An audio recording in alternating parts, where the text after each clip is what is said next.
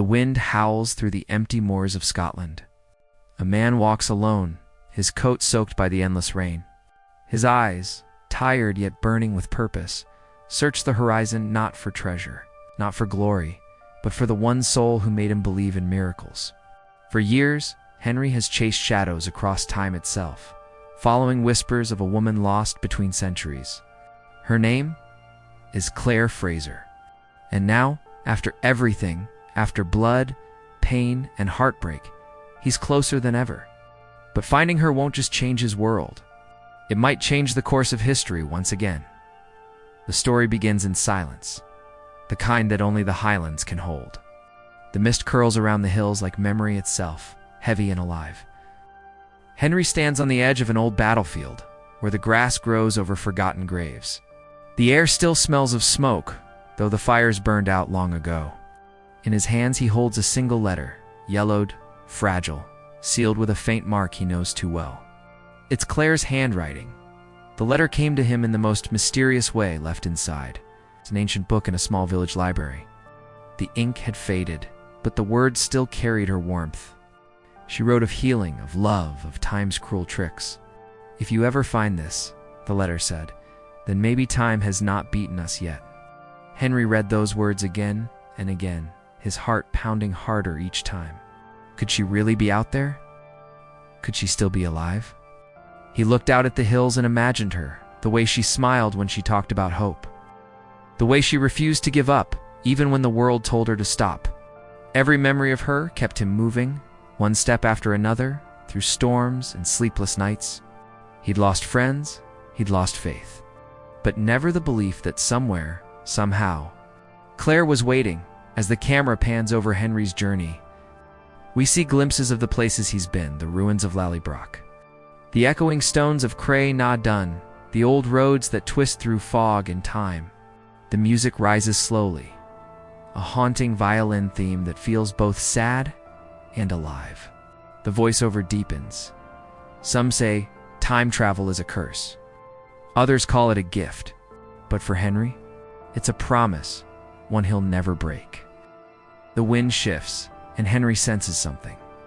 The world feels thinner, lighter, as if time itself is holding its breath. He folds the letter carefully and tucks it inside his coat.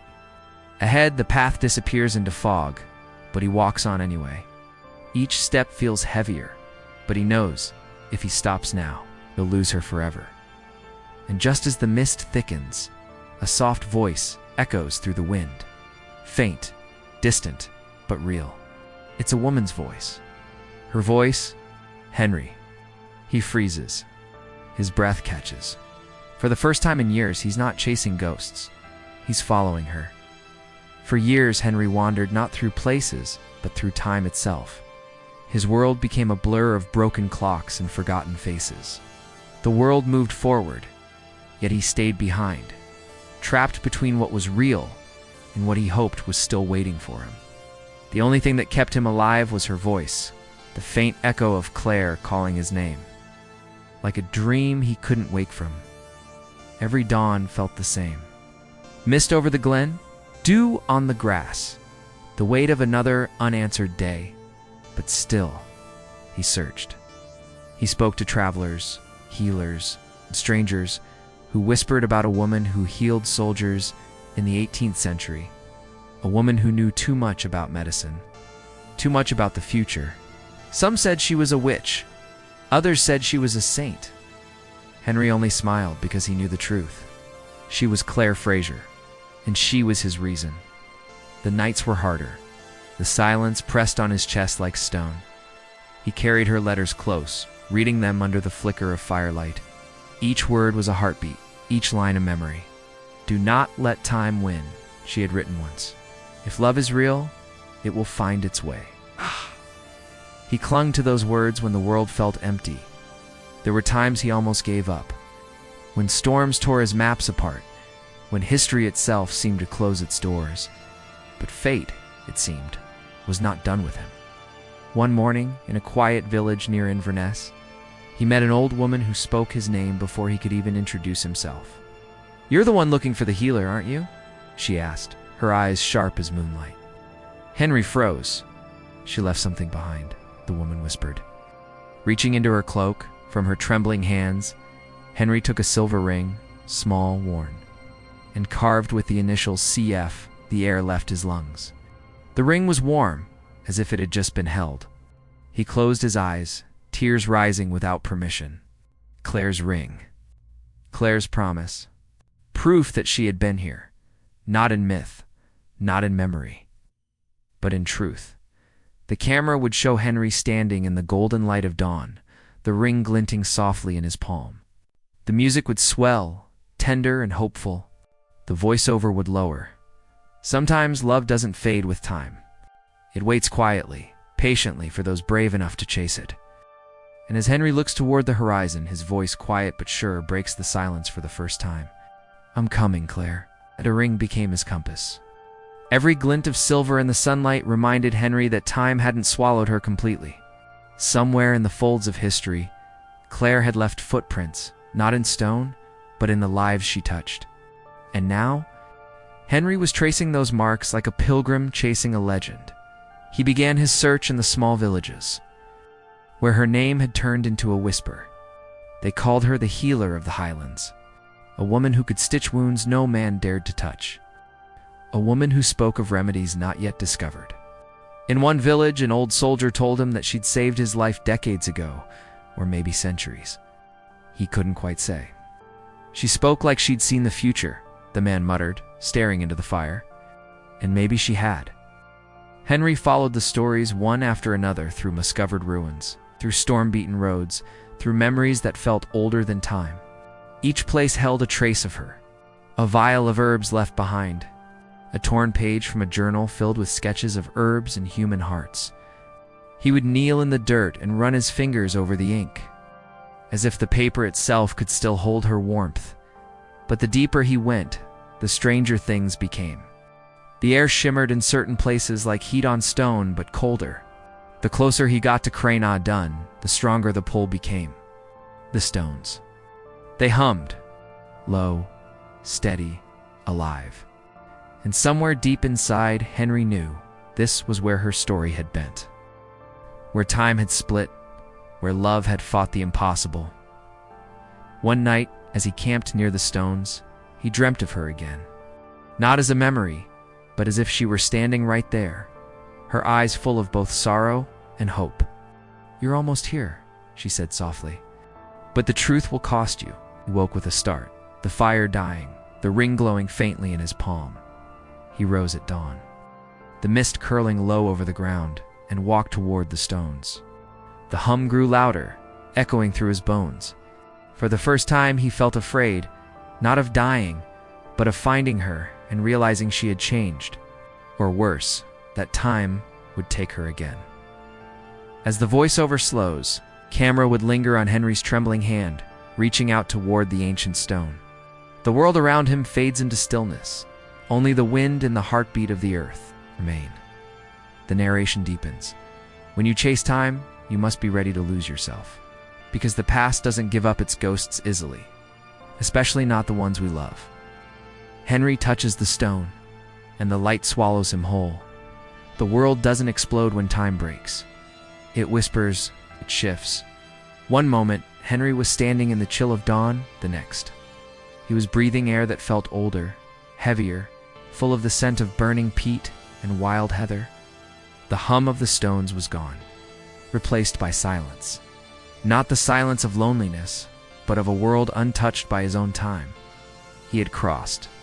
The light faded slowly, revealing a landscape that looked familiar yet impossibly distant. The hills were raw and alive, the sky low and bruised with storm. He took a step forward, boots sinking into soft earth. The air was colder, cleaner. The sound of a horse echoed somewhere nearby, and the distant cry of a raven cut through the wind. Henry looked around, heart pounding. He had done it. He was in her world now. But finding Claire in a different century was like chasing smoke through fog. Days turned into weeks. He hid in villages, blending in with travelers and healers, trading work for food, listening for her name. Everywhere he went, there were traces of her, stories of a woman who arrived out of nowhere, who healed the sick with strange tools and stranger knowledge? One night, while sheltering in a crumbling chapel, he found her journal. It was hidden beneath loose floorboards, wrapped in faded cloth. The pages were fragile but alive with her handwriting. His fingers trembled as he turned them. Notes on herbal medicines, sketches of injuries, even a half-written letter addressed to someone named Jamie. And then near the end, his breath caught. A line, simple but shattering. If anyone finds this, tell Henry I never stopped trying to return. He froze. His chest tightened. For a moment, the air left his body. She had written his name. She remembered him. Tears blurred his vision, falling onto the ink, smearing her words into shapes of sorrow and hope. He closed the journal and held it against his heart, as if it could somehow bridge the centuries between them. Outside, the storm began to rage, thunder rolling across the highlands like the drums of destiny. The narration softens, almost like a whisper. Sometimes love doesn't wait for time to catch up. It leaves messages in the dark, waiting for those who refuse to forget. Henry stepped out into the rain, the journal pressed close to his chest. In the distance, a faint glow flickered from a cabin window. A shadow moved behind it, a woman's silhouette, familiar and graceful. He didn't breathe, didn't move. Because after all these years, after endless searching, the impossible had just become real. For a long moment, Henry didn't move. The world around him faded, the rain, the thunder, even his heartbeat. All he could see was that window, the faint orange glow of firelight, and the shadow that moved within it. Her shadow. Craigh stepped forward slowly, every crunch of gravel beneath his boots sounding louder than a scream. His hand shook, not from fear, but from disbelief. He had imagined this moment 1,000 times, but now that it was here, it felt unreal. The closer he got, the heavier the air became. It was as if time itself was watching, holding its breath. The cabin door creaked when he pushed it open. Warmth spilled out, the smell of herbs, firewood, and candle wax. His eyes searched the small room, every flicker of light, making his heart stumble. And then he saw her, Craigh. Her hair was streaked with silver, her face marked by time, but glowing with that same fire that had once pulled him across centuries. She stood by the hearth, turning slowly, as if she had known he was coming all along. For a heartbeat, they simply stared. Two souls who had lived lifetimes apart. Finally sharing the same moment, Henry couldn't speak. His lips trembled, his voice lost somewhere between joy and heartbreak. Claire's eyes softened, a single tear sliding down her cheek. "You found me," she whispered, the words trembling in the air like a prayer. He stepped closer, afraid that if he blinked, she would vanish again. "I never stopped looking," he said quietly. His voice cracked on the last word, heavy with years of silence. They stood face to face, the firelight dancing between them, not as strangers, not as ghosts, but as the proof that love could survive time's cruelty. Henry reached out, his hand trembling, and touched hers. The warmth was real. Her pulse was real. And in that instant, every year of pain, every unanswered question, melted away. The narration slows, becoming tender and dreamlike. They say, time heals all wounds. But sometimes, it takes love to heal time itself. Craigh smiled through her tears. "You shouldn't have come," she whispered, half in fear, half in awe. Henry's eyes held hers, steady, unbroken. "You knew I would." Outside, the storm began to fade. The wind quieted, the rain softened into a rhythm that felt almost like a heartbeat. The world, for once, was still.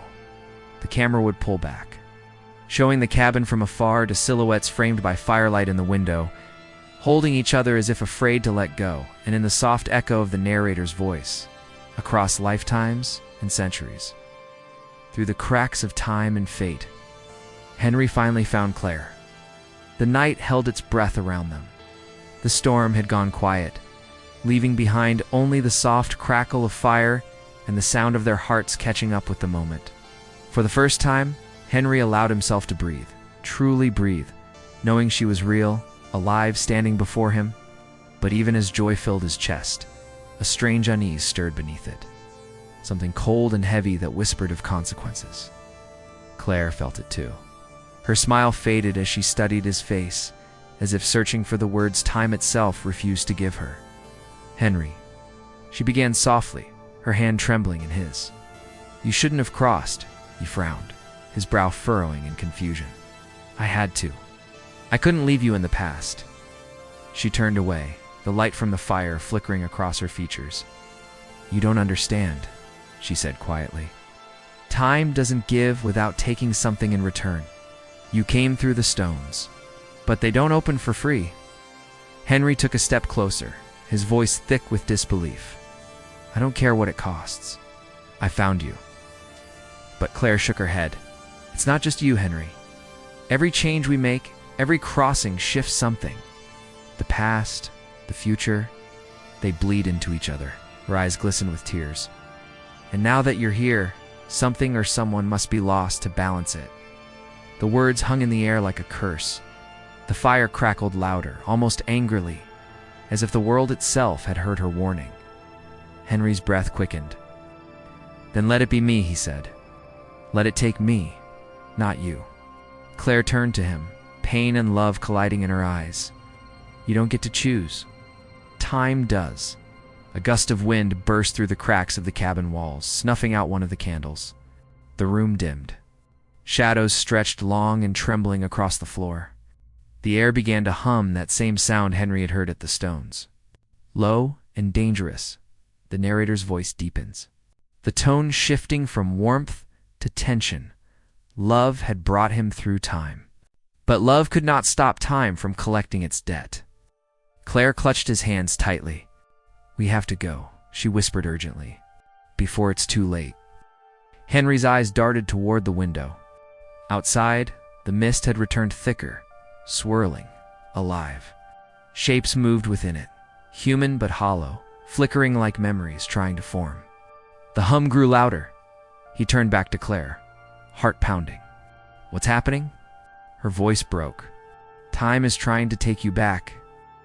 The firelight dimmed again, flickering against their faces. The world around them began to blur, like the edges of a fading dream. Henry held onto her as tightly as he could, his voice raw and desperate. "I won't lose you again." And in that moment, as the hum became a roar, Craigh whispered something that would haunt him forever. "Then you'll have to fight time itself." The screen fades to black, the sound of the wind swallowing their voices. The world was falling apart around them. The walls of the cabin shimmered like smoke, bending and warping under the pressure of time itself. The ground trembled, as if the earth was trying to rewrite its own history. Henry's grip tightened around Craigh's hand, refusing to let go. Even as the air between them began to spark with blue light, time was calling him back. "Henry." Craigh shouted over the rising hum, her voice desperate. "You can't stay. If you do, you'll tear the timeline apart." But he shook his head, tears streaming down his face. "I don't care. I spent my whole life looking for you. I won't lose you again." The light around them grew blinding. Memories flashed in fragments. The letter, the ring, the journal, every moment that had led him here. The narrator's voice fades in, low and full of ache. Sometimes, the greatest love story isn't about holding on, but knowing when to let go. Craigh's hand trembled in his, her eyes full of both love and sorrow. "If you stay, everything we've ever known could vanish. You'll lose yourself, you'll lose me." Henry's breath hitched. The sound of time unraveling filled the air. 1,000 whispers in reverse, history folding into itself. The world around them was being rewritten. He could see it, the trees fading, the stars flickering, even her face beginning to blur at the edges. He took her face in his hands, memorizing every detail, the curve of her smile, the warmth in her eyes, the strength that had carried her through centuries. "Then let me remember you," he whispered. "Even if the world forgets." Craigh smiled through her tears. "You already do." And then she pressed the ring into his hand, the same silver ring that had guided him across time. "When the wind calls," she said, her voice trembling, "follow it home." With that, she kissed him, a moment suspended between centuries, fragile and endless. The light flared, swallowing everything. Henry felt her fingers slip away, her warmth fading into the cold hum of time. The scene goes silent. The screen fades to black. Only the soft sound of wind remains. Then, a heartbeat. Slow, steady, familiar. The narration returns, soft and haunting. Some say love ends with goodbye. But for Henry and Claire, love became something more. A bridge between the living and the lost. Between what was and what could be, faint image flickers. Henry standing once more in his own time, the ring glinting in his palm. He looks up toward the horizon, where the mist rolls over the stones of Craigh. Nah, done. For a brief second, the wind carries a whisper. Henry. He closes his eyes and smiles. The screen fades to black with the final line. Outlander, Season 8, When Love Defies Time. Destiny must bend. Soft piano and strings play as the outro fades in. Voiceover final. If you believe love can cross time itself, don't forget to like, share, and subscribe.